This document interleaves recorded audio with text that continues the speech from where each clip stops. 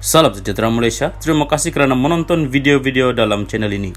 Sebelum kita mula, jangan lupa untuk tekan tombol subscribe, share, like, dan komen. Let's go! Salam sejahtera dan selamat malam. Berita seterusnya dipetik dari Malaysia Kini bertajuk, kita berdepan resiko kerajaan bertukar lagi. Isham Jalil, berita penuh. Perhimpunan Agung UMNO 2022 PAU akan berlangsung minggu depan dan Ketua Penerangannya Isham Jalil memaklumkan pelbagai perkara berbangkit akan dibincang. Ini termasuk isu kekalahan pada PRU 15, kerjasama dalam kerajaan perpaduan dan pemilihan parti. Kita akan bincang mengenai pemilihan UMNO kerana dalam waktu kritikal ini keadaan ekonomi tidak elok. Kita berdepan risiko kerajaan bertukar lagi dan sekiranya UMNO tak stabil, banyak perkara akan terjadi. Jika tumbang kerajaan, berlaku lagi ketidakstabilan politik, maka pelabur tak akan masuk. Apa akan jadi pada negara kita? Jadi sebab itu saya kata pemilihan UMNO ini bukan hanya memberi kesan kepada UMNO sahaja. Sebaliknya, seluruh negara terkesan dan menentukan apa akan jadi pada negara ini, katanya lapor bernama hari ini.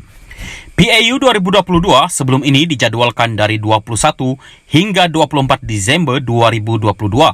Namun ditangguhkan ke 11 hingga 14 Januari 2023. Semalam Ketua Pembangkang Hamzah Zainuddin berkata dia tidak menolak prospek Perikatan Nasional kembali berkuasa selepas menjalani Pakatan Baru. Gabungan itu juga tidak menolak bekerjasama dengan BN yang pengurusinya Ahmad Zahid Hamidi memilih untuk bekerjasama dengan Pakatan Harapan dan bukannya PN selepas pilihan raya umum lalu mengakibatkan kebuntuan politik. Ini susulan dakwaan terdapat rancangan baru yang digembar-gemburkan sebagai langkah London untuk menjatuhkan kerajaan pimpinan Perdana Menteri Anwar Ibrahim. Dalam perkembangan berkaitan, Hisham juga berkata UMNO perlu berusaha membetulkan stigma masyarakat terhadap parti itu yang sering didakwa mengamalkan rasuah sekiranya mahu bangkit semula selepas berdepan prestasi buruk pada PRU 15. Orang kita tak kira dia ideologi apa, dia tetap tidak suka rasuah. Dia sukakan parti yang bersih.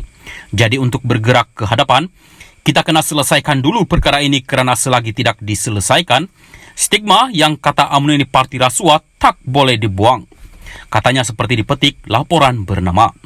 Menurutnya lagi, dalam usaha membersihkan Malaysia daripada perbuatan rasuah, orang baik perlu melibatkan diri dalam politik. Kata Hisham, jika dunia politik terus dipenuhi orang jahat, Malaysia bakal berdepan pelbagai masalah kerana dasar negara akan ditentukan sendiri oleh individu yang mengamalkan perbuatan terkutuk itu. Sekian berita, teruskan bersama channel ini.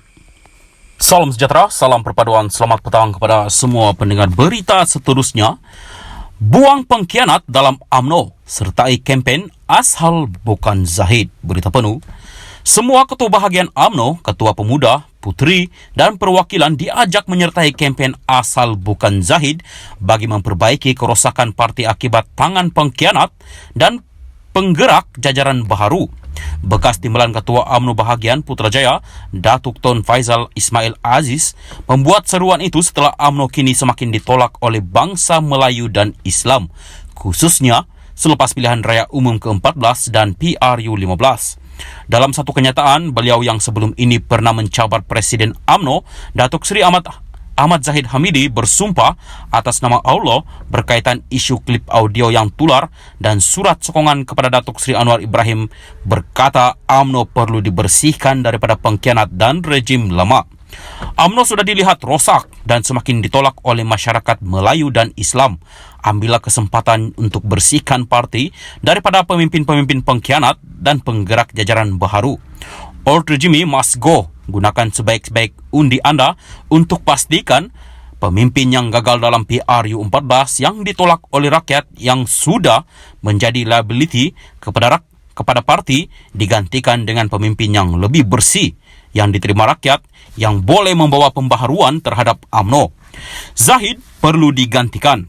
Pemimpin pembodek, dia juga mesti digantikan supaya UMNO akan lebih diterima rakyat dan kembali kepada perjuangan asal. Berubah atau dikuburkan dalam PRU 16, katanya mengulas kempen asal bukan Zahid yang dikatakan digerakkan oleh kira-kira 100 ketua UMNO bahagian di seluruh negara secara senyap terhadap Zahid. Sebuah portal sebelum ini melaporkan kempen asal bukan Zahid bermula apabila beberapa ketua UMNO bahagian berjumpa Bendahari Barisan Nasional BN, Datuk Seri Hishamuddin Hussein agar mengambil tanggungjawab memulihkan UMNO. Selain itu, laporan berkenaan juga menyebut bahawa sebahagian lagi telah berjumpa Naib Presiden UMNO, Datuk Seri Ismail Sabri Yaakob dan bekas Ketua Pemuda Khairi Jamaluddin Abu Bakar menuntut perkara yang sama. Portal berkenaan memetik sumber mendakwa Ketua UMNO bahagian terbabit mendesak perubahan drastik dalam UMNO, namun mereka tidak bergerak sebagai kumpulan yang besar. Mereka mahu ketiga-tiga pemimpin ini bekerjasama menukar kepimpinan UMNO yang dilihat gagal membantu pemulihan parti itu.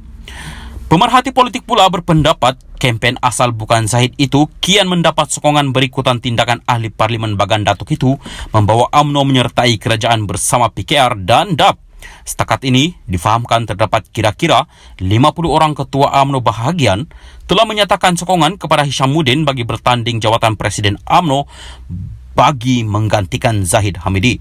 Malah diberitahu sudah beberapa siri pertemuan ketua UMNO bahagian bersama kumpulan Hishamuddin, Ismail Sabri dan Khairi sudah diadakan.